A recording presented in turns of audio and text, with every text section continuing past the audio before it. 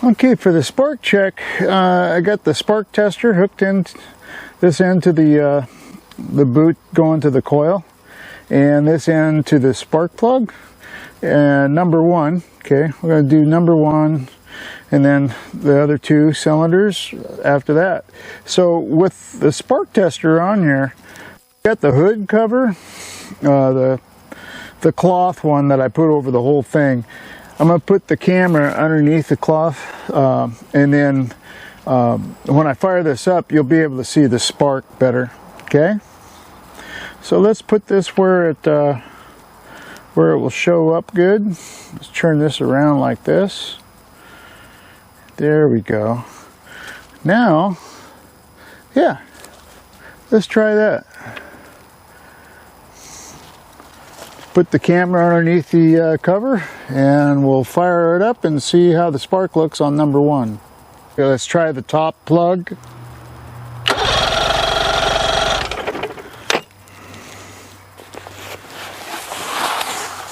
Let's try the middle plug.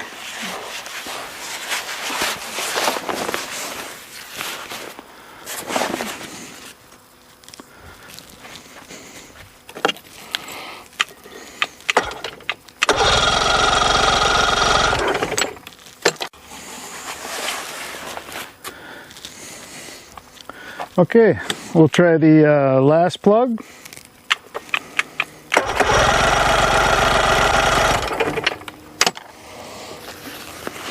So as you see, all three cylinders have good spark. So that's what you need to go ahead and proceed on with the timing check on it. If you don't have spark on each cylinder, you go to a different step before timing. What you do there is you use a direct voltage adapter on your multimeter. You need to test each of these coils. Test each coil.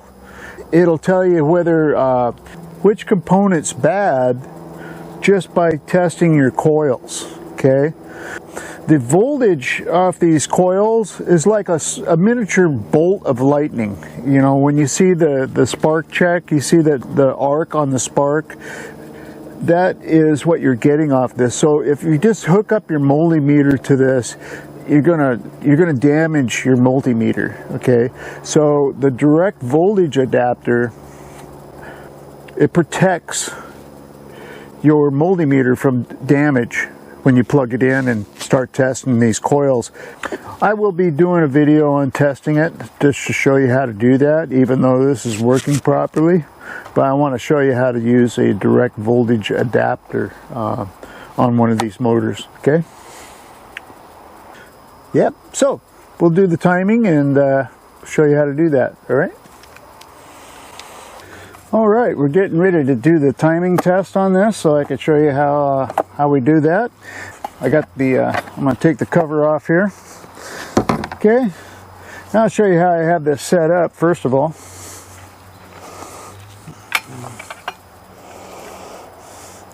Okay, I got the ground cable hooked up to the three coil boots.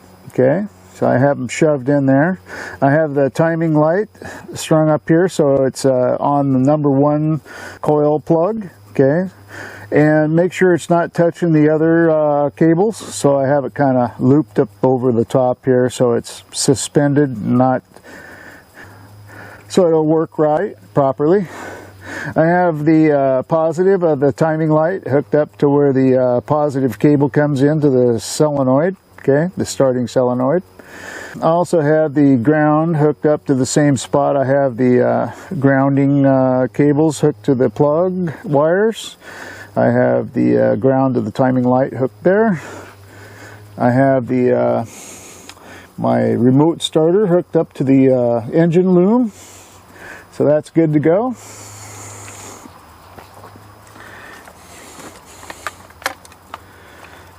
Over here I have the throttle cable disconnected, so the control arms, or you can move them, okay? And for the idle setting, you grab a hold of the cam, pull it back all the way, okay? It's set at the stop here, so that's good. You just want to make sure this is back and that your follower, the lines are lined up and the follower is got the gap in there, so it's free. Okay, so that's good. For the wide open throttle, and we're going to pull it all the way back against this stop. I have my bungee cord ready to tie it back just to make sure it doesn't come loose. We'll do that when we get to the wide open throttle. We're going to do the idle timing check first. I have this turned over here with the cover off so you can see the marks right here. This is the anything to the right of this is above top dead center. Anything to the left of the zero is below top dead center. Let me make sure here. Yep, above top dead center, below top dead center. Zero is your top dead center. We're going to go 2 degrees to 6 degrees. Okay, that's when it's under load in water. We're going to do cranking speed, so if it's at 2 degrees, we're good. Okay, you don't want it out of this range at all. But you're shooting for 2 degrees. I have it marked at 4 degrees, which is fine. Close enough. So we're going to check. For cranking speed, though, it's supposed to be at 2 degrees. And for wide open throttle, the position here, the mark I have at 22 degrees below top dead center. That's for 22 degrees is when it's under load in water as well. You're never going to be able to see that unless you have it in a tank.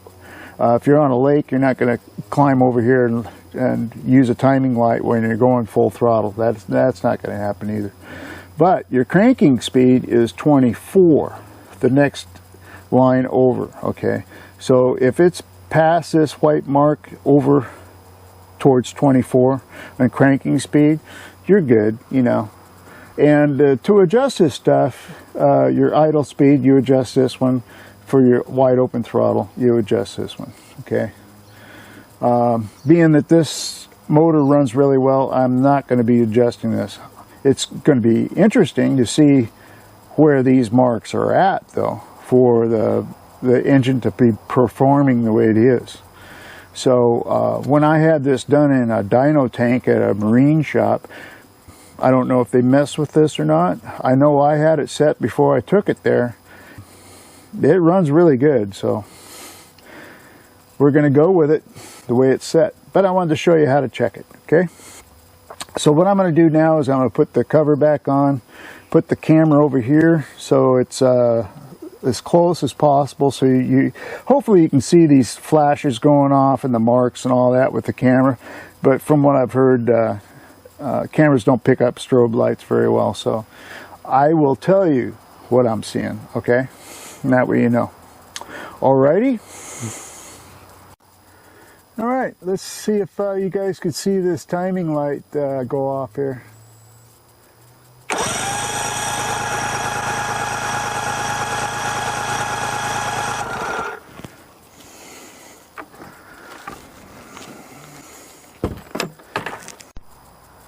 Okay, so now we're going to pull back the wide open throttle and see if we got like 22 to 24 on the timing mark here.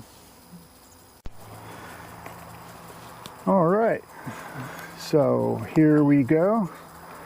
We got the timing light over here, and I have the starter here kind of in between my legs so I can hold it. This isn't easy, by the way. Okay, let's see what we got here. Wide open throttle.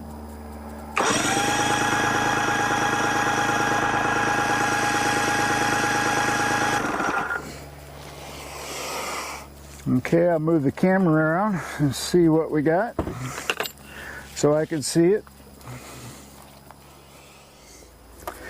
Okay, so this is it for the spark check and the timing check for the 60 horse Mercury, so you can see how to do all that. And then also the camera and the timing light was off to the left, going in at an angle. So when you saw the timing marks in the video, which did show up, I was surprised. What we were going for 2 degrees above top dead center was actually, it looked closer to like 4, and it was because of the angle. If you get straight on, it was actually 2. So that was set correctly. The wide open throttle timing screw setting looked like it was at 20, but it was actually at 22 if you get on straight on, which I didn't have the camera positioned that way. So I just wanted you to know it was 2 degrees cranking speed, and it was actually 22 cranking speed for the wide open throttle. It's supposed to be, for cranking, it's supposed to be 24, and run speed out on the water at wide open throttle, it's supposed to come out at 22. So it's at 22 instead of 24, but this motor runs really good, so I'm not going to change it, you know. Plus, I don't go wide open throttle on this thing anyway, you know. I use it for fishing and tooling around on Lake Washington, but I'm not a speed demon, and I don't want to beat up the motor either. So, because it's a 96, so you don't want to overdo the engines. You want them to last longer when they're older like that. So, okay. So I'm going to leave it as is. I just wanted to show you how to set it. All right. So hopefully that helps you. If you like the video, please subscribe, leave comments, hit the notification bell. Give me a like if you like it, and let your friends and family know about it too. The next video coming up on this, I still have to set the RPM, and I bought a tool for that. So that'll be the next video coming up on this series. I have other videos in between too, so there'll be some different subject videos coming out too. Just so you know, they're not going to be right in a row here. Oh, I'm going to show you how to not put a load on your throttle cable when you hook it back up. But I'm not going to do it until after I get the RPM. Show you how to do the RPM check on it. All right, so hopefully that helps you.